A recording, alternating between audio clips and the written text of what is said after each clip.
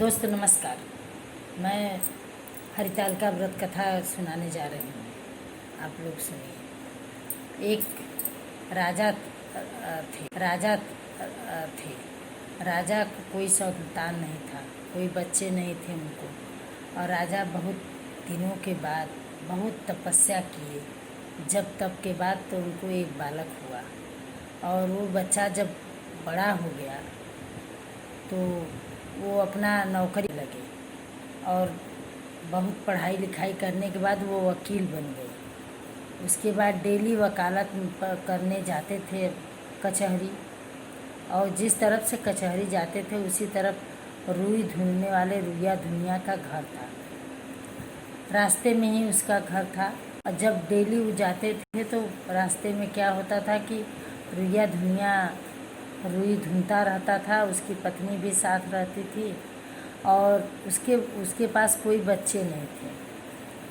तो उसकी औरत बहुत परेशान रहती थी बच्चे के लिए, कहती थी कि हमारे पास कोई औलाद नहीं है, कोई तो हमारा मन लगता।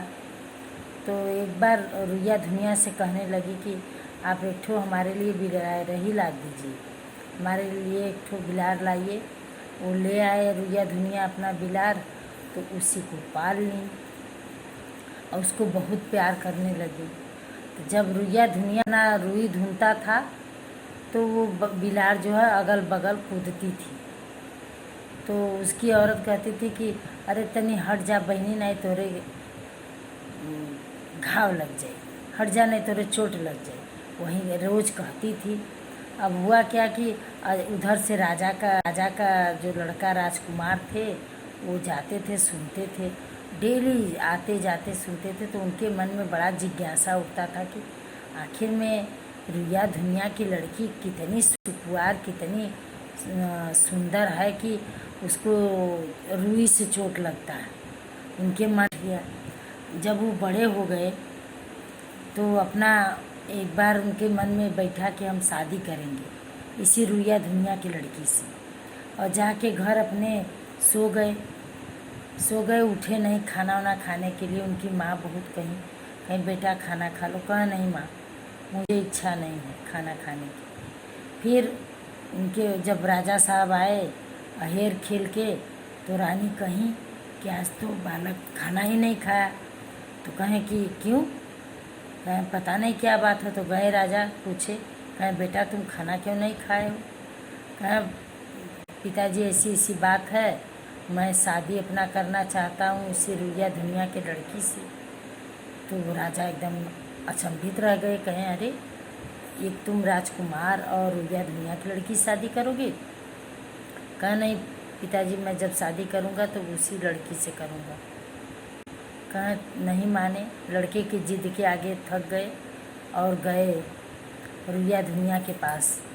जाके लगे कहें कि हमारे लड़के से अपनी लड़की की शादी कर दीजिए। और वो आया राजा साहब के पैर पर गिर गया, कहने लगा कि क्या मजाक कर रहे हैं, मेरे पास न कोई बेटा न बेटी, मेरे पास कोई होता तो हम दोनों लोग अकेले ही रहते हैं, इतना हम लोगों को कष्ट होता है, लेकिन हमारे पास कोई बच्चे नहीं हैं।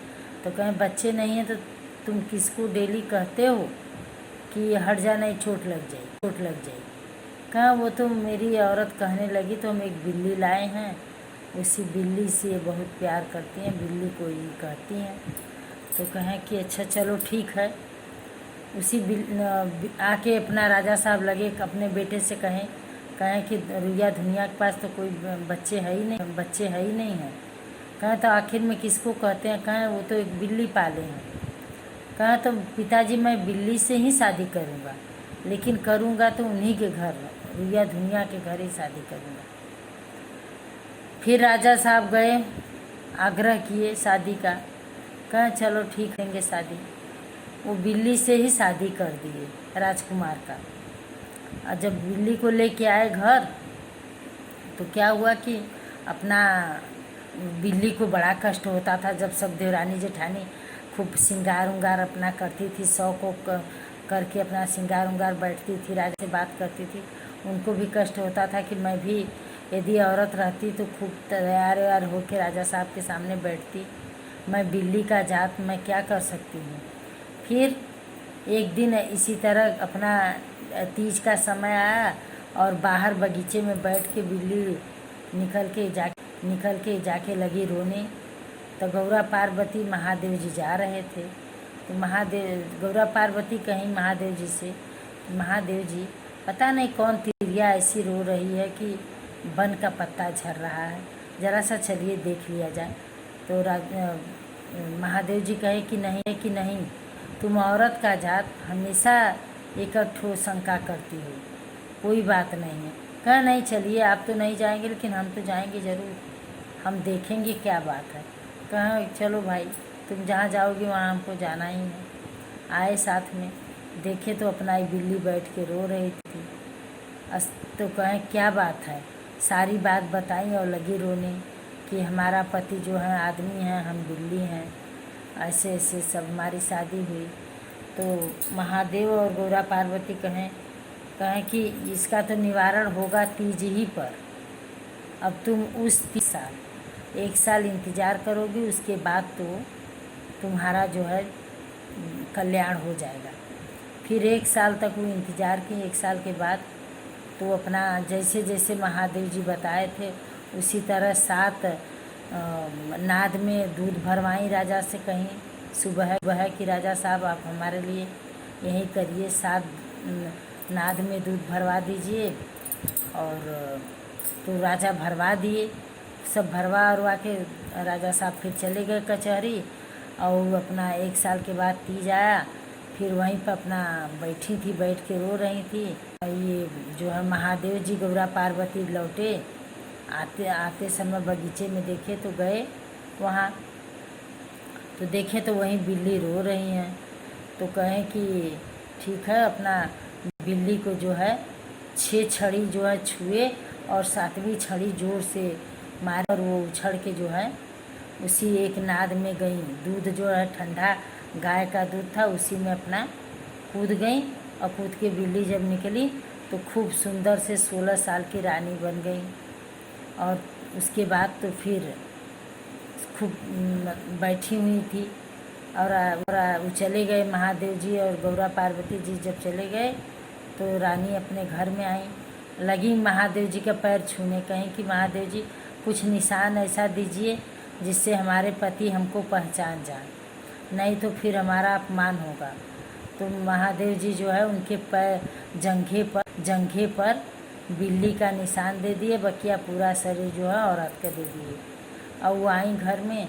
जब शाम को राजा आए, खूब सज बज के तीज का दिन एकदम तैयार व्यार हो के मेहंदी लगा के पूरे श्रृंगार करके बैठी थी। तो जब घर में गए देखे तो औरत, तो राजा साहब घबरा गए।